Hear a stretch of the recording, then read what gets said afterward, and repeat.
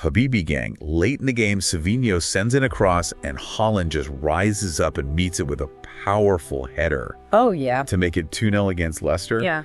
And, maybe not a vintage performance,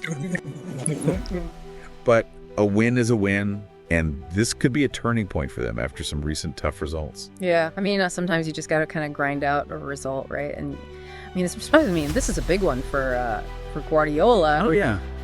500th game in charge. Wow. Talk about pressure. Yeah.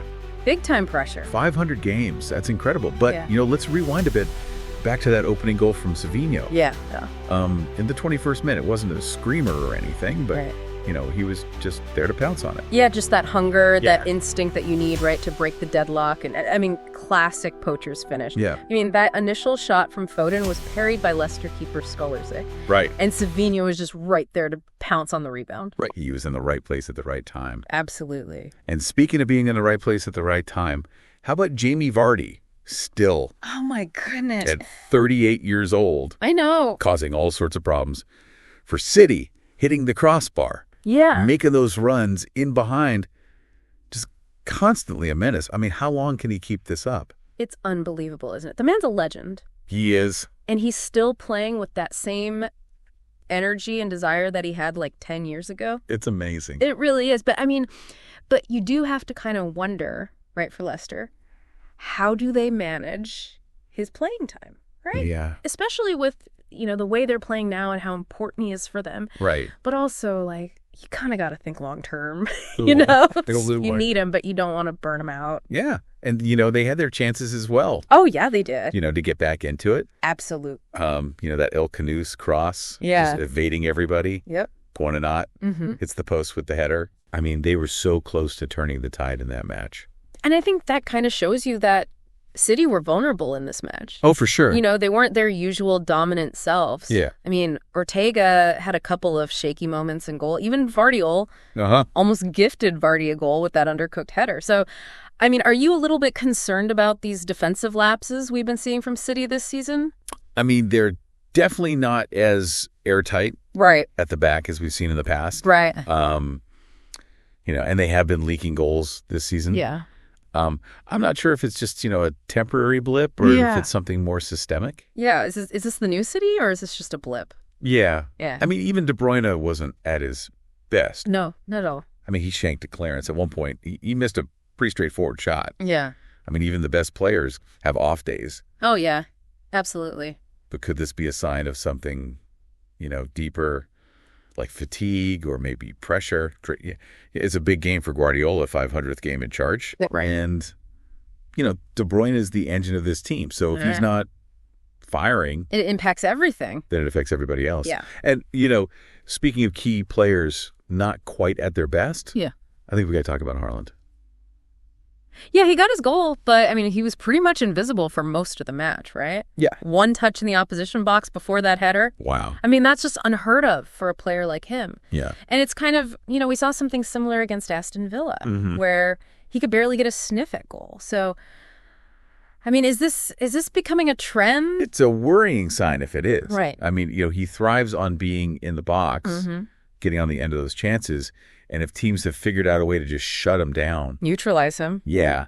Yeah. That's a massive problem for City. Absolutely massive problem for their title hopes, right? Yeah. If he's not scoring, they're in trouble. It's something Guardiola is definitely going to have to figure out. Yeah, he's got to address this. And is it a tactical issue? Yeah. Are teams just defending him better? Right. Or are they just not giving him the service? Right. He needs those chances from the likes of De Bruyne and Foden and Bernardo Silva.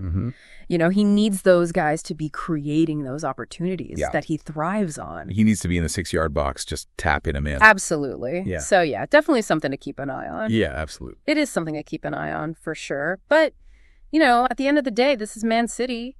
Right. They got the players, they got the depth, and they got Pep Guardiola, who's, the master tactical genius. They've been in these tough spots before, and they always seem to find a way to bounce back. So not too worried. Maybe this is exactly what they needed, right? Yeah. Just a scrappy win. Right. To kind of kickstart their season. Yeah. Yeah, maybe this is the spark that gets them going again. Think about it. They've won 2 games out of their last 14. Wow. Which is not very City-like, is it? No, not at all. But, every winning streak has to start somewhere, right? Right. And, maybe they can build on this. And 2 clean sheets in a row. That's right, as well. That's got to give them some confidence at the back. Yeah, a little bit of momentum. Exactly. And, talking about young players stepping up and maybe giving them a bit of momentum. How about Savinho? Oh, yeah. I mean, he really impressed me Yeah. in this game. Especially for a young player to come into a team like City with all these superstars around him and to just slot right in like he did. He didn't look phased at all. No, he didn't. And, that assist for Haaland's goal.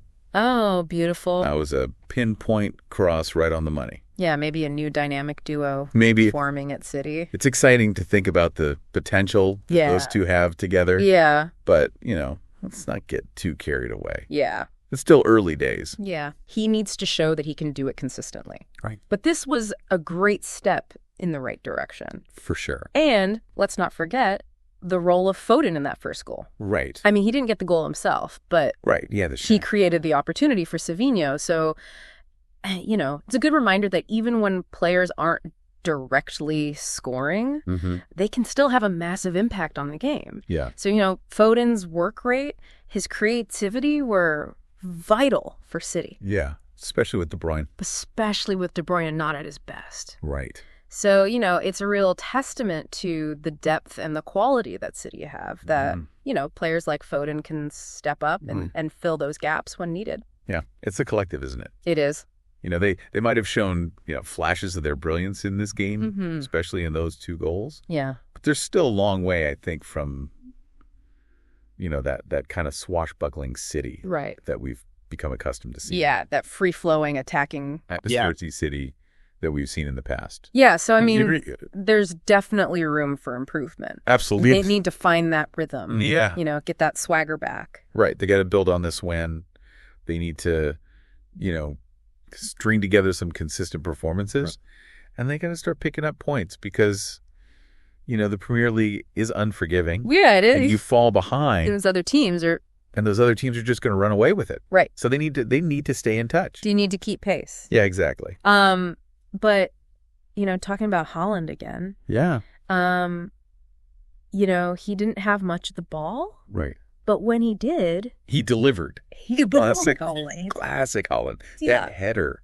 I mean, the timing. Yeah. The power, the precision. Yeah. Textbook header. Yeah. I mean, that's why he is considered one of the best. One of, if not the best striker in the world. I mean, even when he's having a quiet game. Right. He can still produce that one moment of brilliance. Right. That wins you the match. Just incredible instinct. Killer instinct. That's what separates the good strikers from the great ones. Right. And Haaland, he's definitely in that great category. He is. And, But let's talk about the assist for that goal. Savinho again. I mean, the youngster. What a ball. Put it right on a plate for him. Perfect cross right in Haaland's path. I mean, it's like they had a telepathic connection. It's like they knew exactly what the other one was thinking. Yeah. I mean, this could be a really exciting partnership. It could be. Developing. Yeah. I mean, that's the kind of combination play that we expect from City at their best. The question is, can they keep it up?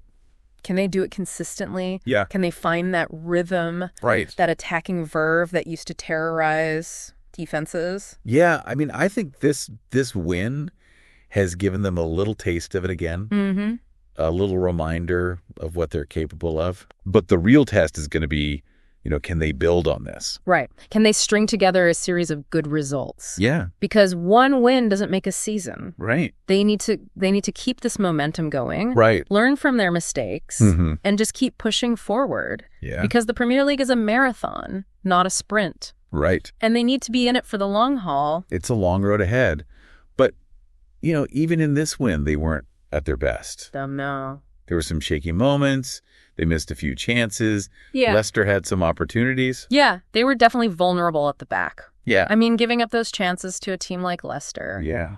I mean, on another day, it could have been a different story. Yeah. And De Bruyne even wasn't at his best. Oh, no, not at all. That clearance he shanked early in the match, the shot he missed. I mean, come on, Kevin. I know. That's unlike him. Yeah. Maybe just an off day, or is there something more there? Maybe he's tired. Maybe the pressure's getting to him. I don't know. Yeah, it makes you wonder. Yeah. 500 games for Pep. Maybe that's weighing on him a bit. Yeah, and Haaland as well. Yeah. I mean, yes, he got his goal. Yeah. But, he was quiet for a lot of the match. Yeah, invisible for large parts. One touch in the box before the goal. I mean, we saw that against Aston Villa as well. Yeah. You know, he was hardly involved. So, I mean, are teams figuring out how to stop him? Yeah. Are they cutting off the supply? Yeah. Are they denying him space? Denying him service? You know, he needs those chances. Exactly. And if he's not getting them... Yeah, that's a problem. That's a big problem for City. Yeah, big problem for their title hopes, I think, if they can't get him going. Yeah, Pep needs to figure something out. Yeah. Change things up tactically. Yeah. You know, create more space for him. Get De Bruyne and Foden. Yeah. Getting him the ball. Give him service. Yeah. You know, he needs that to thrive. Teams evolve. Tactics change. Yeah. They got to stay ahead of the curve. They do. But, you know, it's a win. It's a win. And, you know, especially for Pep. 500th game. 500th game. I mean, come on. Yeah. Not a bad way to celebrate. Yeah. And a little bit of hope for the Habibi gang. A little glimmer of hope. Yeah. That even when they're not playing well, yeah, they could still get the result. That's it. They could still pull it out. That's the sign of a champion. Yeah, that's right. So Habibi gang, we've broken down this match, talked about all the important moments, the highs, the lows, and all the big questions. Make sure you subscribe to the Pundit Habibi podcast for more post-match analysis, tactical breakdowns. All things football. All things football. Until next time, keep the faith.